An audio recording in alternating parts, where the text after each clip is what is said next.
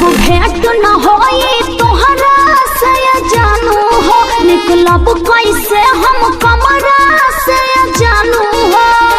अरे कुछ समझ में नहीं आवा।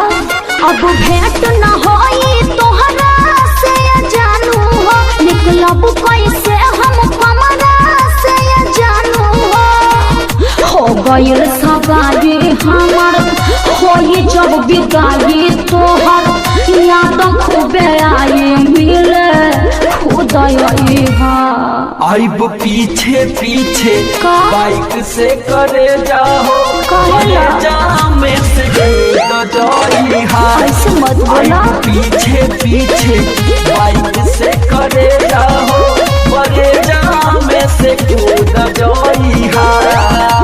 अरे इज्जत के माटी में मिलाई देबो का।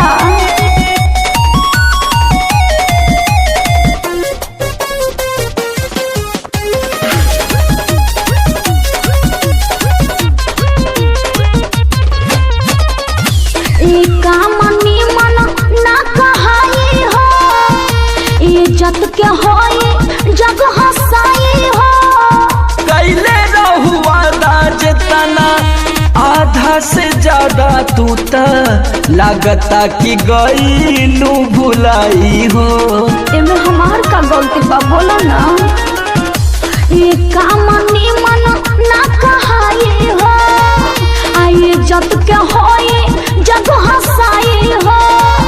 कैले रहुआ जितना आधा से ज्यादा तू त लागता कि गईलू भुलाई हो।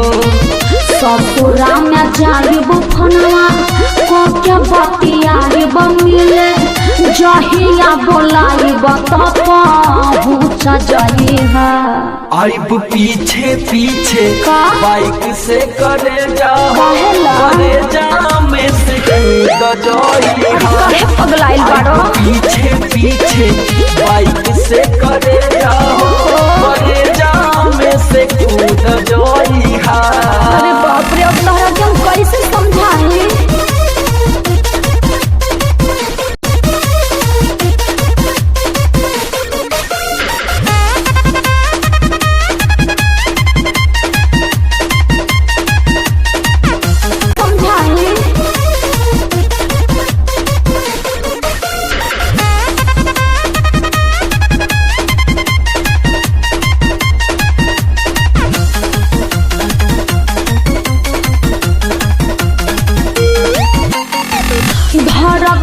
छाती सच कही हो, पीछा हो बाराती गाड़ी रही हो।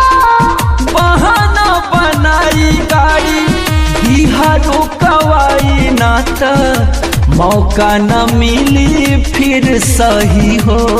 उछाल देबो इज्जत का तू। सुनो ना, धड़कता छाती सच कही हो, पीछा हो बाराती गाड़ी रही हो। बहाना बनाई गाड़ी बिहारो कवाई ना त मौका न मिली फिर सही हो।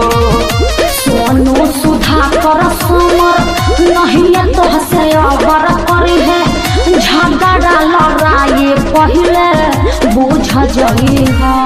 आइब पीछे पीछे बाइक से करे जाओ में से